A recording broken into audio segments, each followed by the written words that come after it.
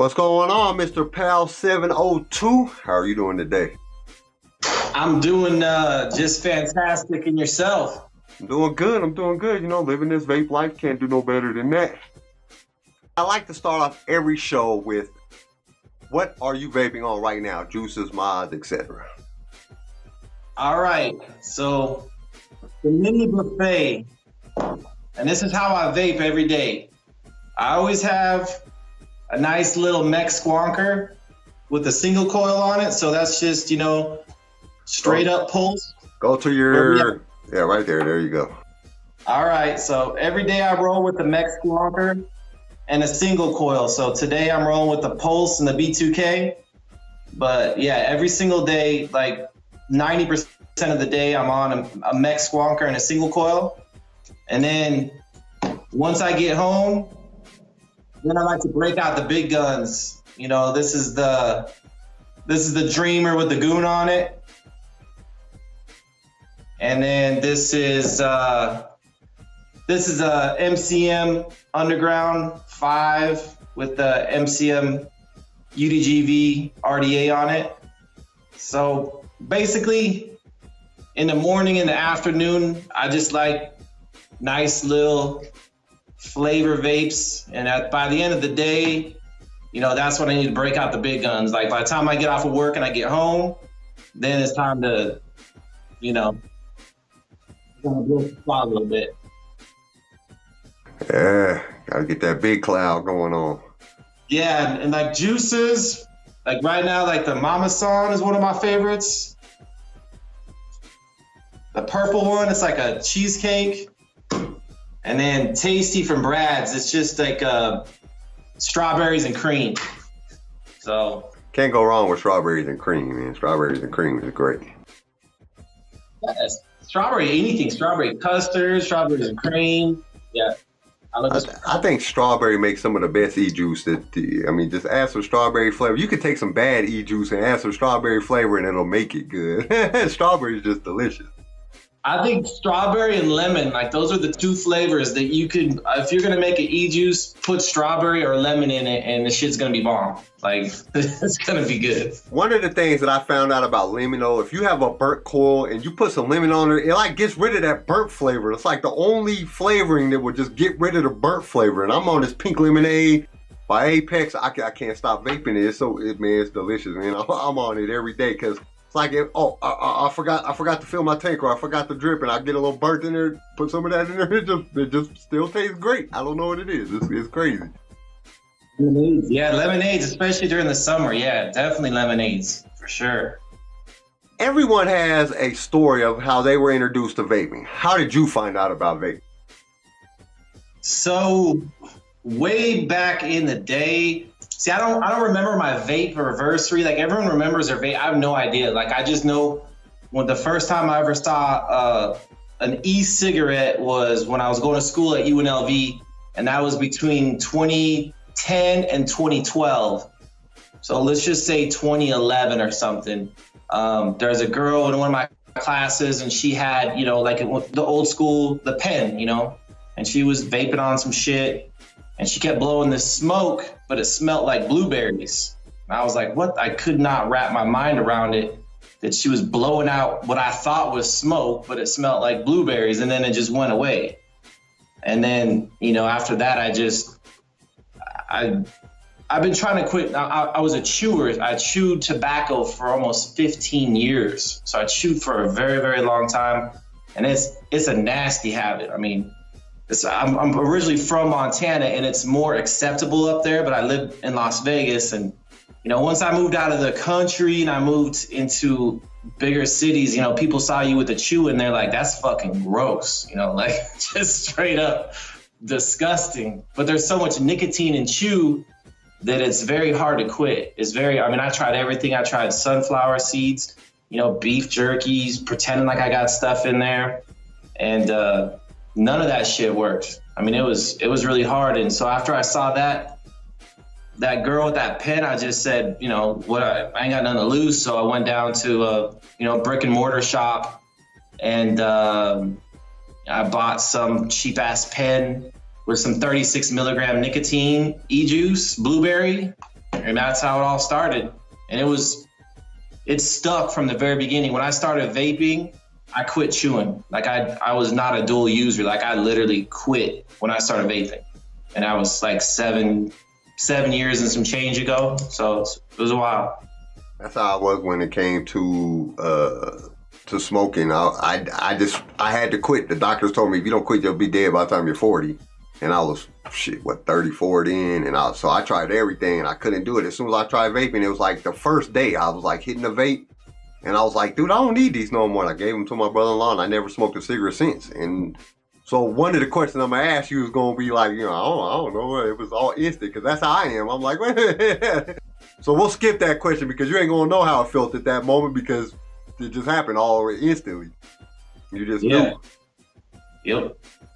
But, okay, so chewing is never an easy addiction to overcome, and we know that, because I chewed for a little bit. I didn't chew for very long. I can't spit like that. My teeth couldn't take it. I got bad teeth.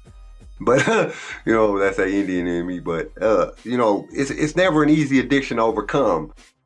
What would you say was the hardest thing about overcoming it when you was making the switch from chewing to vaping?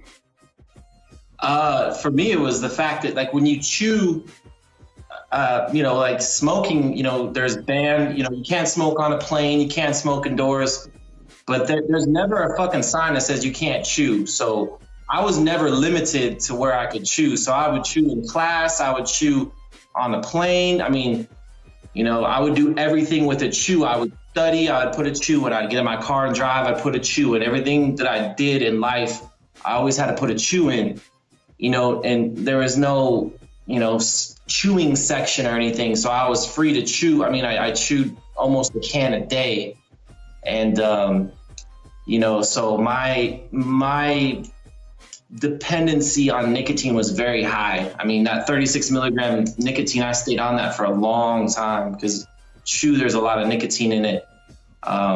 So for me, it was literally, it wasn't just like, after dinner or after a meal or, in the morning when you wake up. It was like literally everything that I did, everything that I did throughout the day, I would take a chew before I did it, so it was like everything. So with vaping, at least back then, no one really knew what the fuck it was. So you could vape pretty much anywhere. And then when someone came up to you and said, there's no smoking, and you'd be like, ma'am, this is a vape, like, and you blow it in their face. And usually they were so mesmerized by it that you got away with vaping in the airport or in a restaurant. It's way different now. I'm not saying to do that now. I'm saying, this is back in 2011 or 12 or some shit, you could do that. Now it's a different story. It's a different story. I've been vaping for 5 years, and I remember vaping on the plane. I asked the stewardess, I was like, hey, can I vape on the plane? She was like, what is vaping? Is that smoking? I was like, no, it's electronic. It's just vaporizer. It's like water in the air. She was like, I don't care. As long as nobody complains about it. And I vaped on the plane. Now, if you even try to get on the plane with a vape, I think they'll shoot you. But you know what I'm saying? It's crazy. Because when it first came out, like, people, they did not trip about it. Like, once you blew the vape in their face and it smelled all good, they were always just like, oh, yeah, cool. Like, as long as that's not cigarettes, like, you're good. And they just let you vape wherever you wanted to vape, So it's not like that anymore. I was putting it out there right now. I'm not telling everyone to do it. Like, now, with all of the regulations and crackdowns and stuff like that that's coming, more than ever, it's really good for us to be responsible vapors. That's why during the day when I'm out, I'm using a single coil device. I'm not trying to cloud people out. I really, I just try to blow my clouds kind of at the ground or whatever, but I don't roll around with a big, huge, I don't roll around the mech tube all day long, blowing clouds in everyone's face. Like, it's not a good look. It's not a good look. And it just causes more problems in the long run. Yeah. There's nothing more discouraging than seeing some new vape gear and your local shop doesn't have it in yet. This is where Vapor DNA comes into play. They have you covered when it comes to all your vaping needs. And to make it even better, some of the best prices on the interwebs. They take a lot of pride in offering the newest vape gear at the lowest prices. And their customer service is unmatched. They have been my go-to online vape shop for the last couple of years, and I've never been disappointed. So the next time you're in need of some new vape gear, mod, juice, tank, RDA, think Vapor DNA. Now, vaping not only saves us from all the smoke and chew related ailments, you know, cancer and all that other crap that you get, but it also changes you in other aspects of your life. How has vaping changed you as a person?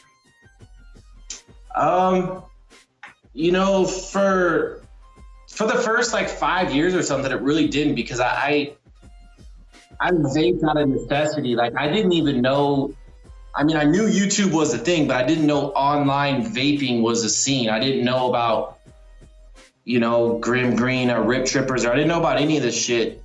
You know, basically once SUBOHM tanks came out, once those came out, I don't know, 2013-ish, around there, somewhere around there, like those were such a mesmerizing thing, to think that you had this tank that you could just squirt as much juice in as it would hold, and you could just vape on it. You didn't have to drip, you know, because I went from a pen right to a RDA, because there was no SUBOHM tanks back then. So I was used to getting the Walgreens a cotton ball from Walgreens, and, you know, making all that shit. And so when SUBOHM tanks came out, I got on a SUBOHM tank and I stayed on it for like 4 years. And I would just, my vape world was one mod, one atomizer, one bottle of juice. And that's how I rolled for like 4 or 5 years.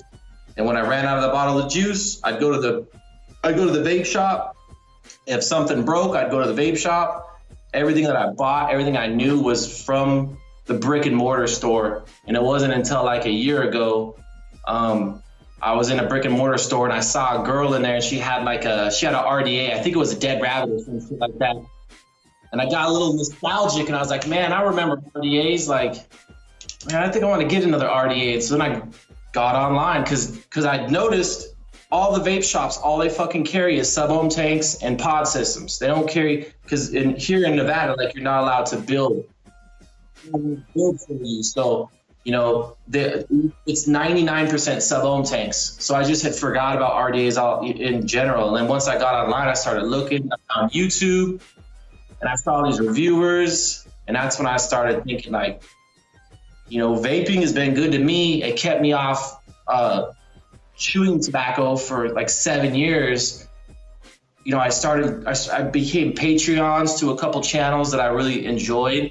And then after a while, I was like, you know what, fuck it. Why don't I just do my own videos, and I can help educate people on how to build this, how, you know, mainly my channel is not so much a beginner channel. It's more of a intermediate, you know, I do a lot of mechanical, a lot of rebuildable stuff.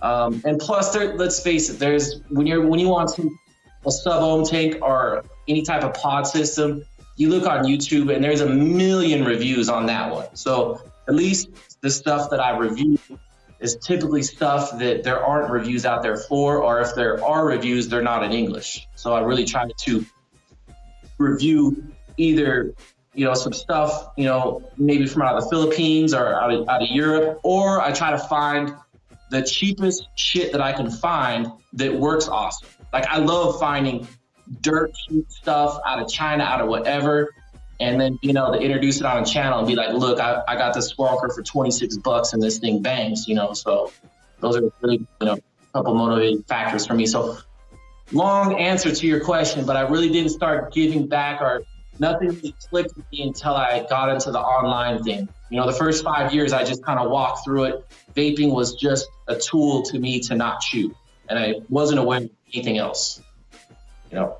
But that's, you know, that's the way it changed you, as, you know, just thinking of yourself and your own addiction into somebody that wants to share, you know what I'm saying, their information, their knowledge, which is good, because there's not a lot of reviewers out there that used to chew. And like I told you earlier, you know, I have 3 friends that all chewed and now they vape.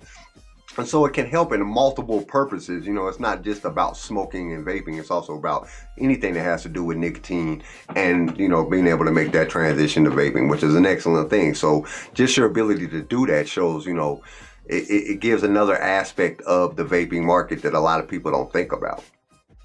Yeah, I mean, I didn't know any reviewer that used to chew before, and, you know, so there's certain things to me that don't make sense, like mouth to lung and stuff like that. I don't need to feel like I'm smoking a cigarette.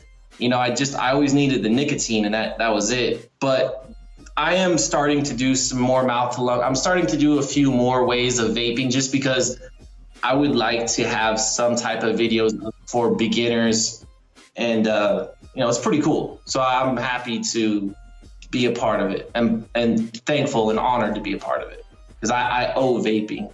I owe vaping my life. I was chewing every day for 15 years. I mean, I guarantee at some point in time, I'm going to go to the dentist and he's going to be like, you got a tumor or something, or we're going to remove all your teeth, So I know that I owe a lot to vaping. I agree with you. I agree with you totally 100% on that, because I owe my life to vaping. Yeah. I mean, because the doctors told me, babe, plain and simple, you will die before you are 40. I am 40 now, and I'm here to see my grandson, and I'm here to, watch my kids grow up. And it was 40? I'm 40. Yep. You young looking for? See, I'm 39. I'll be turning 40 in October. So that's just because I shaved. I my wife was getting mad at me. She said I had to shave, so I shaved, and now I look young. 40's the new 25, man. 40's the new 25. It's all good. Now, we all know that there's nothing in this world that's perfect. Every product, person, place, everything has problems. What if there was one thing that you could change about vaping, one problem that you see within the vaping industry, and you had the ability to change that, what would it be? We were talking about this earlier, and it would be common sense. Like common sense across the board. Like vaping, the vape industry it's become a juggernaut. I mean, so many people are quitting cigarettes and going to vaping. So there's a lot of money that the government's, a lot of taxes that they're missing out on.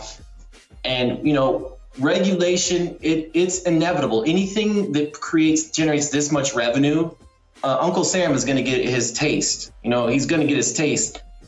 And, so regulation will come, but it doesn't have to be necessarily so harsh if we had, maybe a little bit better common sense on certain things like labeling when it comes to, we enjoy cartoons and stuff too, but at the end of the day, like a little bit of self-regulation by us is going to save us, because FDA comes in and has to make all these decisions for us. It's not going to be good. Like, which to vaping's credit, I've never seen an industry self-regulate or try to self-regulate so hard. There's a lot of people out there that push for labeling and less child appealing, because that's really what they're going after, is the child appealing stuff.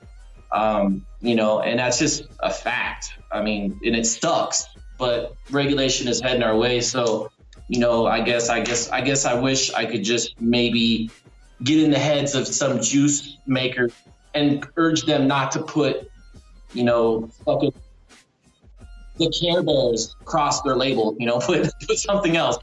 Put a giant fucking strawberry, everyone loves strawberries, right? Put a nice strawberry on there, some whipped cream, we're good.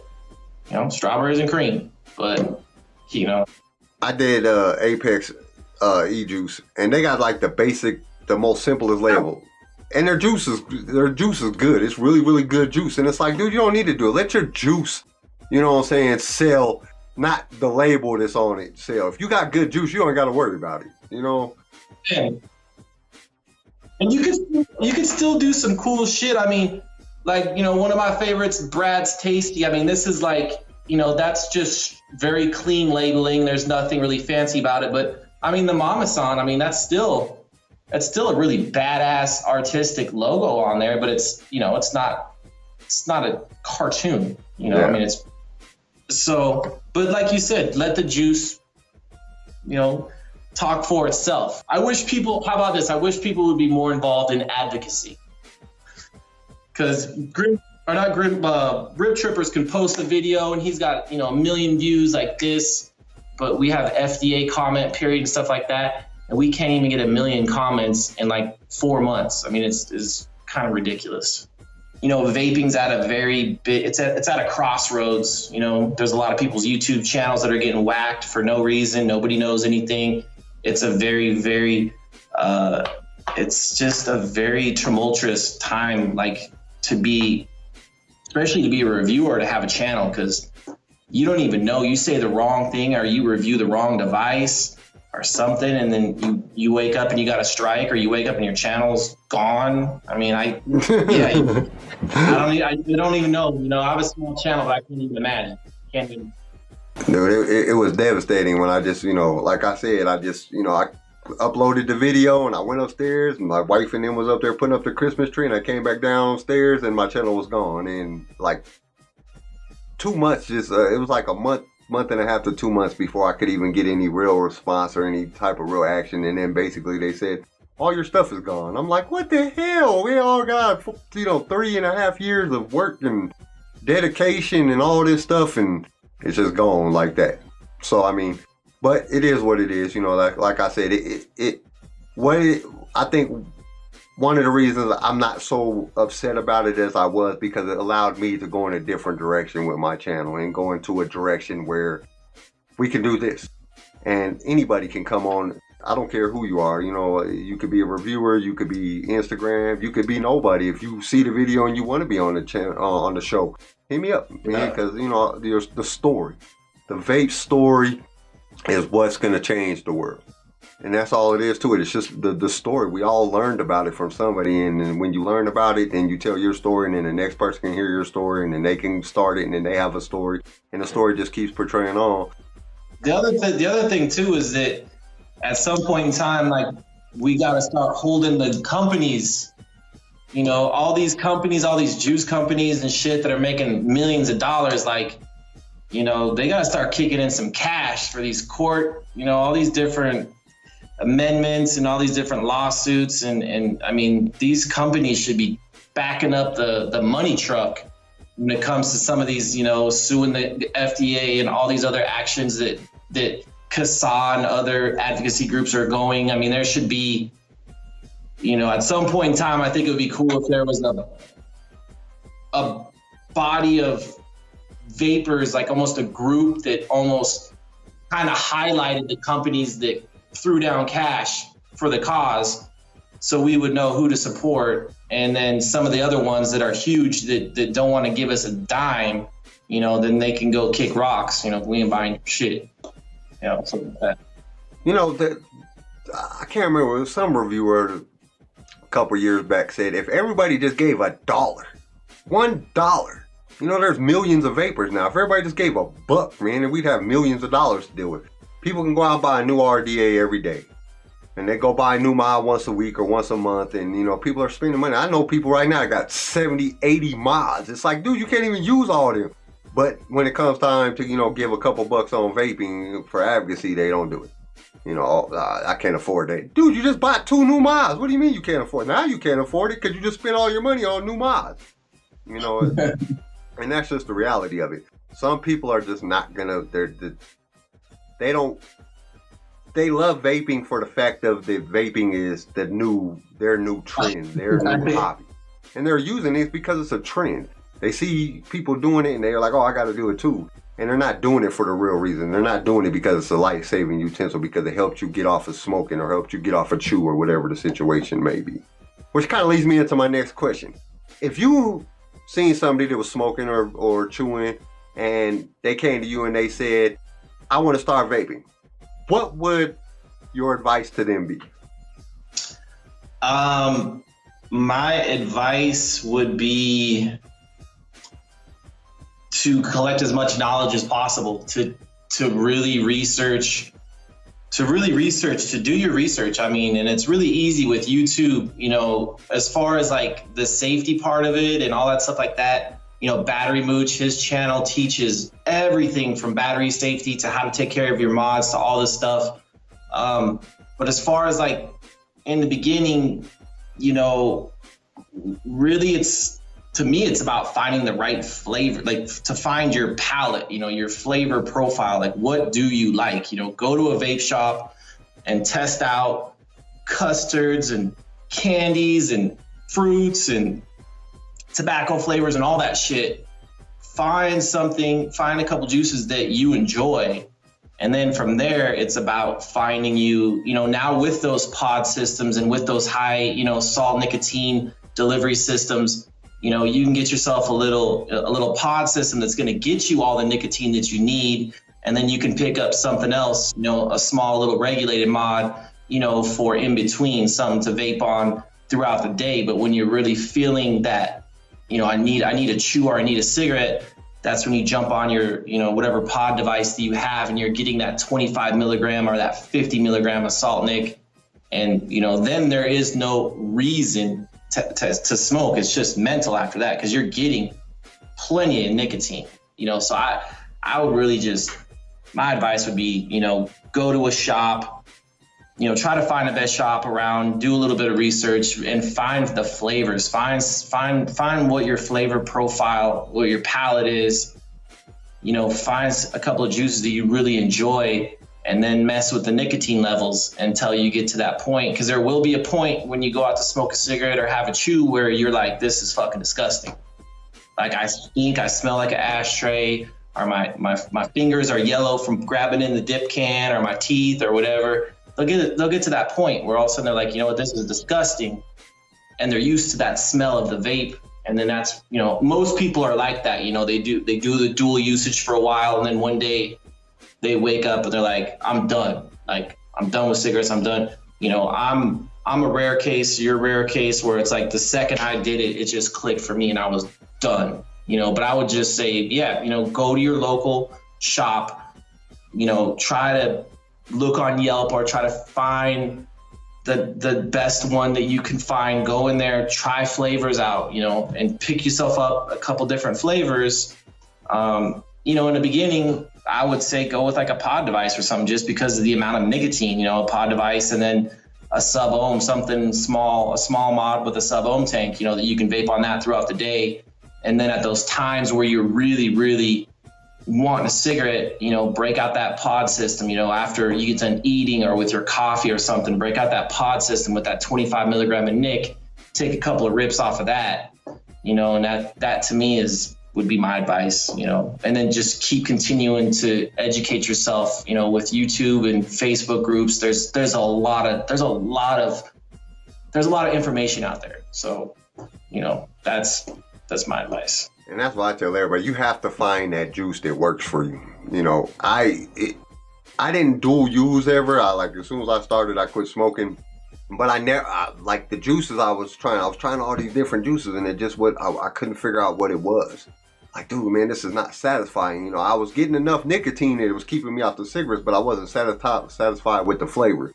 And somebody said, you know, because of this type of cigarette I used to smoke, because I smoked menthols, they said, try cinnamon. And I got on cinnamon. I vaped cinnamon for like, I don't know, 7-8 months when I first started, because it might have even been long. I don't even know how long it was. It was a long ass time. That's all I could vape, because that's the only thing that would satisfy my palate. It was the only thing that would give me that feeling like I was smoking a menthol cigarette. And a lot of people was like, why didn't you use menthol? Menthol was disgusting to me. I was like, oh man, this is terrible. But that cinnamon it worked. It just worked really, really good. And I vaped on it for a long time until I got to the point where it was just like I could start trying different flavors. I was like, oh yeah, this is really good. Because now my taste buds hadn't changed, because it's been so long since I smoked a cigarette. Yeah. So yeah, that definitely goes a long way. Well, before we end the show, why don't you tell everybody where they can find you, give yourself a plug, and let anybody know about any projects that you might be working on. All right, well, you can find me on YouTube, Pal702. I'm on Instagram at Pal702. I'm on Facebook, but on Facebook, I'm Pal Vapes, because I couldn't get the 702 thing for some reason, but Pal Vapes. But if you go on my YouTube channel, I mean, there's links to all of it right on my homepage. You know, you can click, it'll link you right up to my Facebook and stuff like that. You know, I'm always working on reviews and stuff. I mean, you know, like I said, I'm more of a rebuildable atomizer type person, more of a mechanical, but I still do regulated. You know, I'm getting into mouth to lung. I'm doing some newer things just so I can help out newer vapors, not just kind of novice or expert vapors. But yeah, I mean, mainly check out the channel, you know, Pal702 on YouTube. You know, we got a good group of people. You know, it's a smaller channel, but, you know, there's none of the drama. You know, we keep it 100% vape. You know, I always say it's all love when I sign off, and it's true, you know, because we're here for one thing, And that's because we made a choice not to smoke or not to chew anymore. And we're not here to argue about what the best fucking single coil is, you know, and you know, whose mod sucks and what reviewers beef is with whoever else. Like, that's not, I mean, there's plenty of other channels you can get on for that. But if you want 100% vape, then, you know, come on over. Okay, and I will put a link to this in the description of all the places they can find you at. But thanks, pal 702, for being on the show and sharing your story. I know that it will touch all the lives of everybody that watches this, and hopefully, you know, I can get you back on the show in the future, and we can catch up and, you know, and see what some more of the things that you are working on and seeing how everything is progressing with you. Hey man, I really appreciate the invite. I'll come back anytime. I'm humbled and honored. I appreciate it. Well, thank you. You know, like I tell everybody, man, I'm just, you know, I want to hear the story, man. The story is so inspiring. Your story, everybody's story is just inspiring, man. It's what inspires us every single day, is to just know that more and more people have quit smoking and quit chewing and just got off of nicotine products in whole and started using this, you know, wonderful utensil that we are blessed to be, you know, a part of in this vape industry. Yup. All right, everybody. So we'll see you guys next week. Peace. It's all love. Thank you for watching. I really do appreciate it. If you would like to be a guest on the show, just message me on one of my social media links in the description or leave a comment below. And remember, vaping saved your life, so help vaping save more lives. Spread the truth and be a voice for vaping.